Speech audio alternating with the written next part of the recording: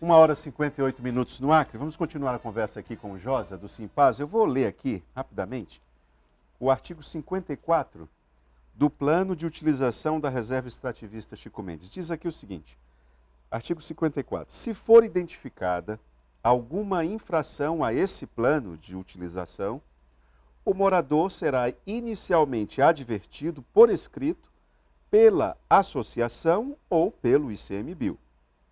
Na reincidência ou em caso de crimes graves, o caso deverá ser encaminhado ao Conselho Deliberativo para que sejam tomadas as devidas providências, podendo o morador perder o direito de uso da sua colocação na Reserva Extrativista Chico Mendes. Esse artigo 54 é cumprido, Josa? Cara, ele em parte não, porque não funciona como que está aí no papel.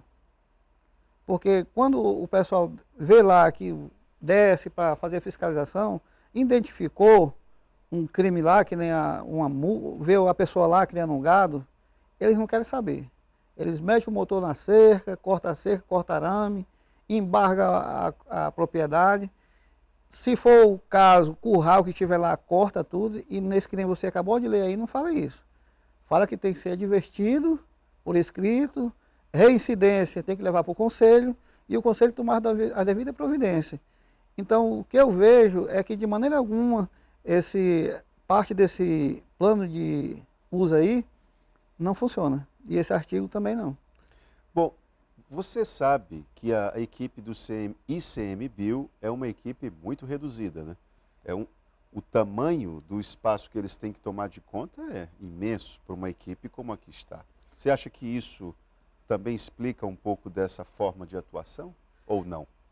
Com certeza. Isso aí também tem muito a ver com quando você se cria uma reserva, que é o tamanho da reserva Chico Mendes de Cabral, em 5 municípios, e o número de pessoas para cuidar de uma área dessa, mais de 1 milhão de hectares de terra, para fiscalizar, é impossível. Humanamente é impossível.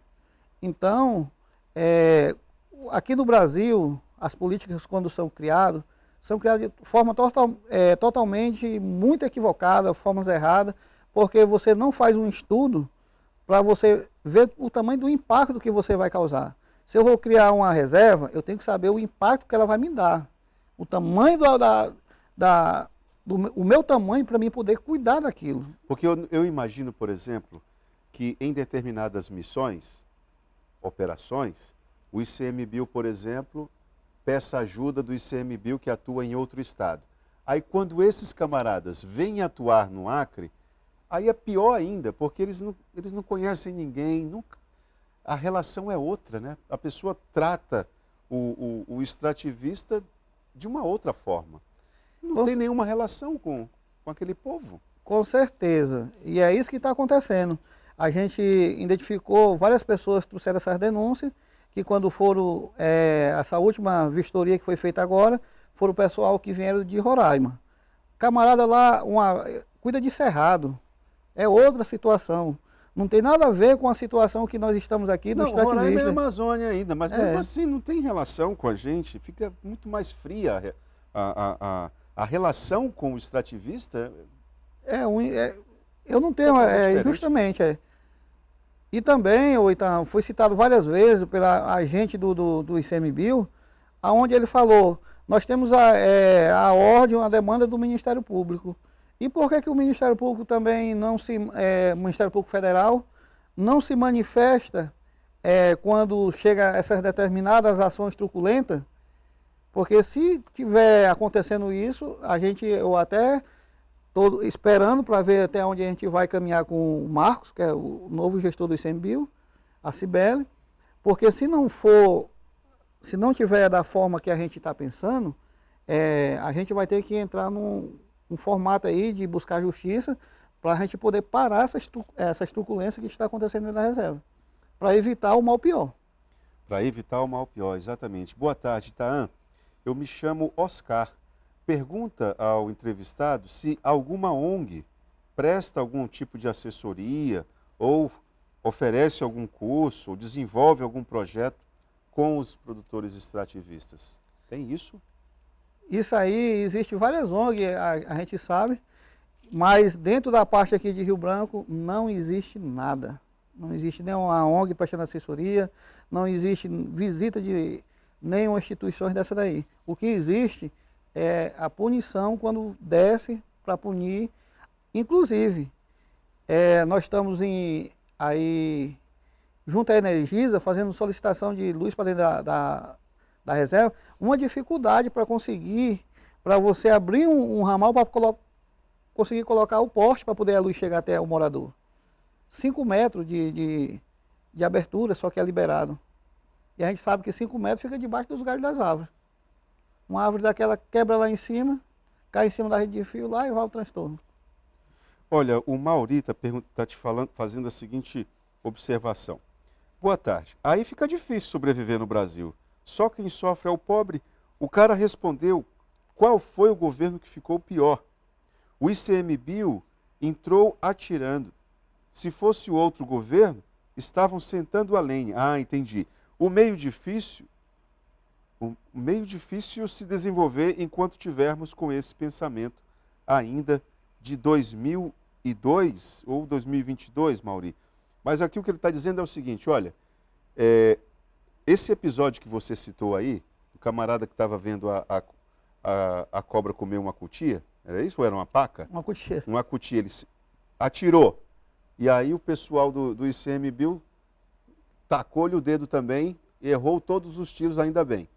Mas ele está falando isso aqui aconteceu agora, nessa gestão, não foi? Agora nessa gestão. Ele está falando aqui, ó, se fosse na gestão do Bolsonaro, o pessoal ia estar falando, olha, porque o governo do Bolsonaro. E aí ele está falando, não, mas foi nessa gestão agora.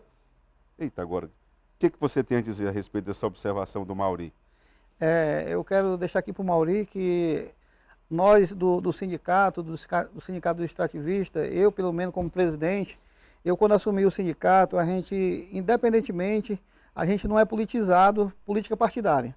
Então não importa para mim qual é o político que vai estar aí, qual é o partido que vai estar no poder, eu defendo o trabalhador. E o trabalhador a gente defende, porque a gente sabe que as políticas públicas não chegam para o trabalhador. Nós temos aí a agricultura familiar que é muito falada, muito divulgada no mundo todo, extrativismo é divulgado no mundo todo, mas o nosso trabalhador vive numa fase de escravidão ainda.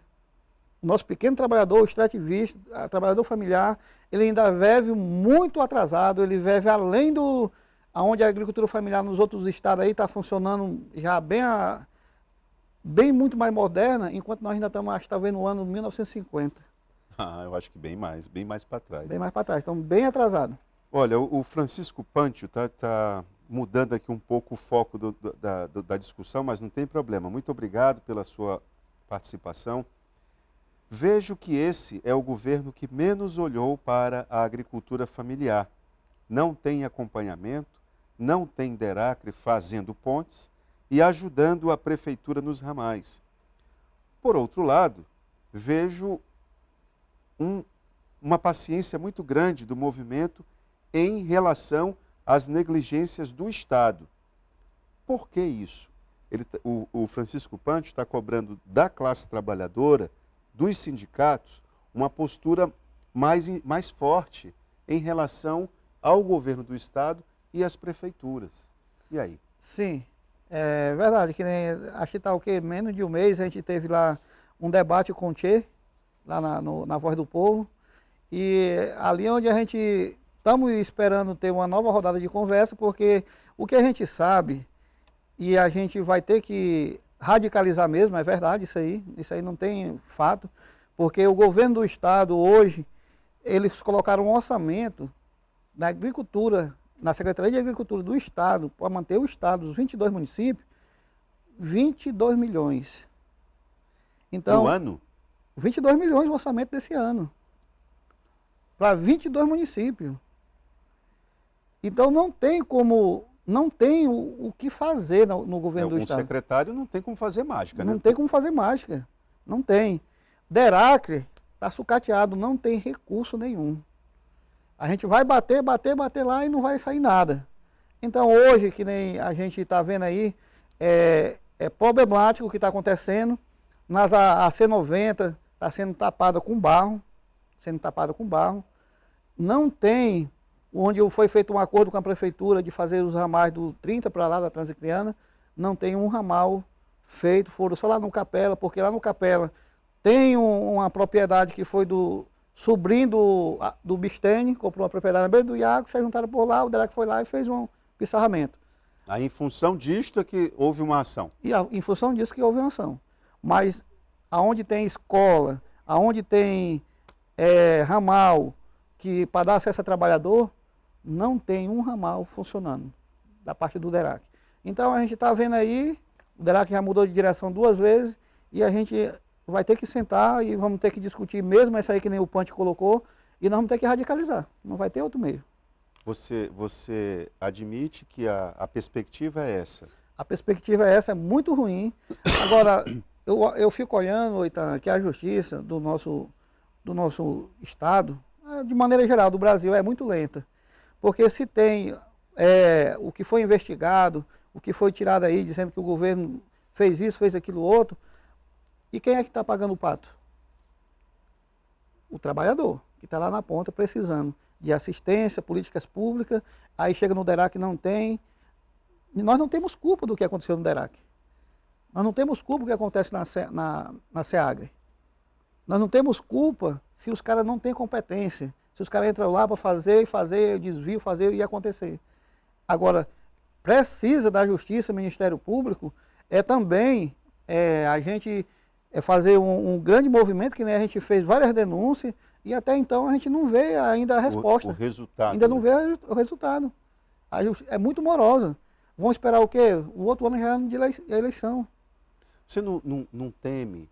Você está falando que a perspectiva é de radicalizar o movimento. Você não teme que as pessoas confundam essa agenda da classe trabalhadora com a agenda eleitoral? Eu sempre vejo da seguinte forma: quem está fazendo as coisas erradas, quando ele vê você cobrar, a primeira coisa que ele olha, ele diz logo assim: você é do partido fulano de tal. Por quê? Porque nenhum gestor que está aí tem a responsabilidade de dizer assim: não, eu errei, eu assumo a culpa. O Glácio está aí, já vai para o 6º ano. O Bocalão está terminando o 4º ano, o 3º ano.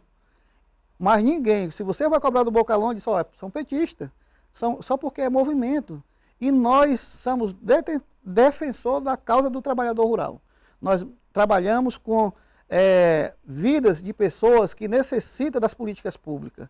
Nós precisamos que essas políticas públicas e os gestores que estão aí, eles precisam ter essa noção. Eles foram colocados no assento de governo, de prefeito, deputados, vereadores, mas para fazer uma gestão voltada para o povo, voltada para o eleitor. E isso no nosso estado não acontece. Olha, todos os dias, acompanhando o noticiário, a gente vê uma ou outra estrada sendo bloqueada, porque o poder público não teve condições de reagir, responder à comunidade. Isso, hoje mesmo, na BR-364, aconteceu ali na Vila Custódio Freire. Não foi uma mobilização coordenada por você, mas eu só estou lembrando que isso aí virou uma rotina. E a comunidade não se mobiliza à toa, né, Josa? Antes de se mobilizar e de bloquear uma estrada, muita coisa foi feita antes, né? Com certeza. Uma comunidade, quando ela vem se radicalizar, é porque já esgotou, fazer que nem outro. A última gota da fonte esgotou. Então, dali não tem outro meio. E aí, quando o cara se radicaliza, que vai começar, que nem está começando agora, que começou esse daí, vai ficar pior daqui para frente. Porque daqui para frente, quando começar as chuvas intensificarem mesmo, você vai começar a ver o tamanho do descaso que está no nosso município, no nosso estado. Eu vou dizer uma palavra bem franca aqui, o meu sentimento. O nosso estado e o nosso município está sucateado. Eu tenho o costume de dizer, para finalizar, de que o inverno, ele revela muito a qualidade da gestão. Pode ter certeza. Toda vez que o inverno, ele nos revela demais. Ô Josa, eu queria agradecer a tua vinda aqui, tua presença. Obrigado, Itaã. E nós estamos aqui sempre dispostos a defender essa causa aqui da agricultura familiar e também dos extrativistas. querendo falar que eu sou partidário, que eu sou do partido tal, partido B, pode falar. Mas a nossa bandeira é o trabalhador rural, é o trabalhador da agricultura, é as mulheres que ficam lá no campo sofrendo, os filhos lá que não têm educação, que não têm saúde, que não têm cultura, porque nós somos seres humanos, nós precisamos da educação, da cultura, da saúde, isso para poder dar o ânimo de vida, para nós poder produzir. Exatamente. E vocês têm direito a isso. Muito obrigado, Josa, pela tua vinda. Vamos para o intervalo e já voltamos.